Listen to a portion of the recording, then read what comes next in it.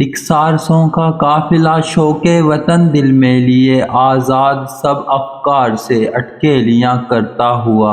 واپس تھا گھر کو جا رہا۔ قسمت کا لکھا دیکھیے کوئی شکاری آ گیا، اس نے دیا گھوڑا دبا۔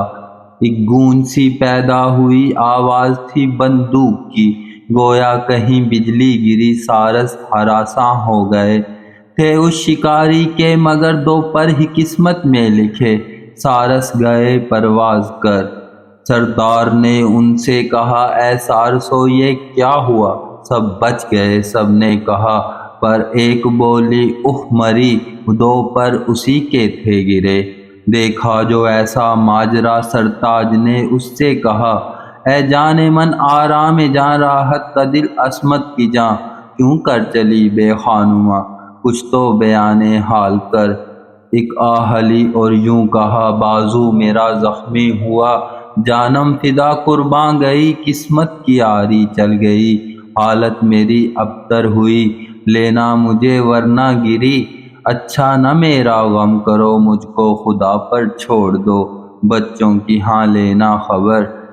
آہ سارس نے کہا تجھ سے الگ جیتا رہوں کہ عمر توبہ ہم بسر، کیا اب اکیلا چھوڑ دوں، آتش فرقت میں جلوں، صدمے جدائی کے سہوں، مجھ سے تو یہ ہوتا نہیں، بے دل بھی جیتا ہے کہیں، بچے سنبھالے گا خدا، مجھ سے نہ یوں دامن چھڑا، بہر خدا ہاں مان جا، جاؤں کہاں تو ہی بتا، تجھ کو اکیلا چھوڑ کر۔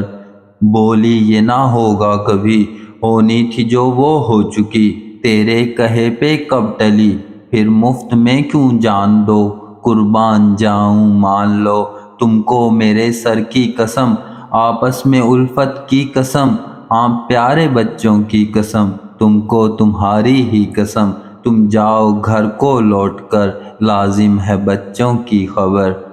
اتنا کہا اور گر پڑی بے پر کے جیسے تیتری، کملائی ہو جیسے کلی، یا یوں کہو کوئی پری، راندھی کسی دربار کی، پر نوچ کر پھینکی گئی، یا شب کو جیسے چاندنی، چپکے زمیں پہ آ گرے، طاقت نہ اٹھنے کی رہے، جیسے وہیں کی ہو رہے۔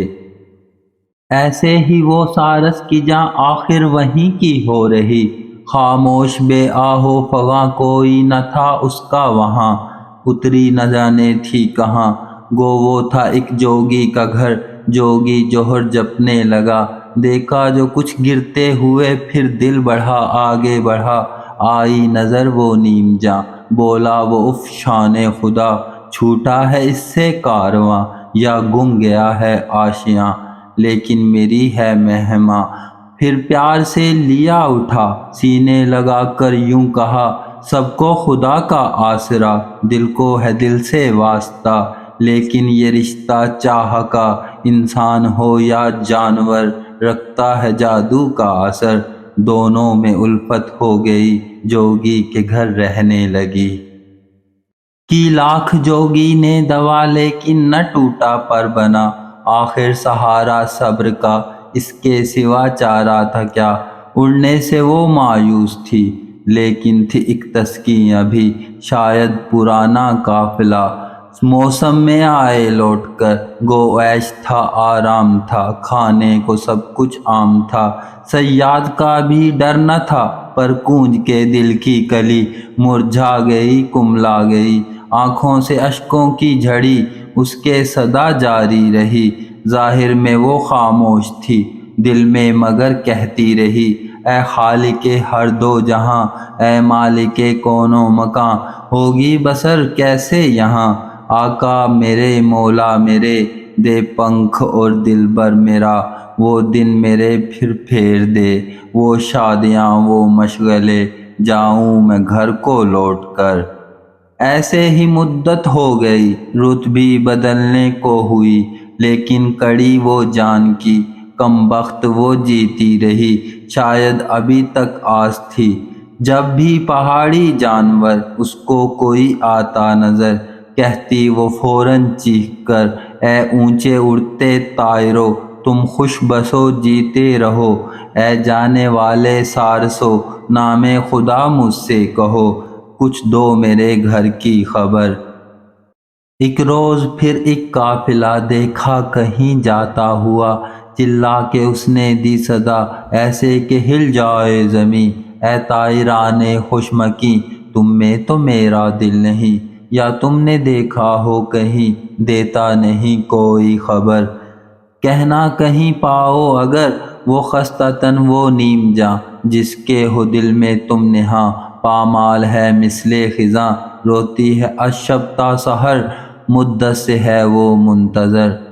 یہ سنتے ہی وہ قافلہ چکر وہیں لینے لگا، ان میں سے ایک سارس ہٹا، پہلے رہا کچھ سوچتا، پھر جانے آئی دل میں کیا، اڑتا ہوا گرتا ہوا قدموں میں اس کے جا پڑا، بولا میری قسمت پھری، مجھ سے میری دلبر ملی۔ یہ کہہ کے آپس میں گلے، ایسے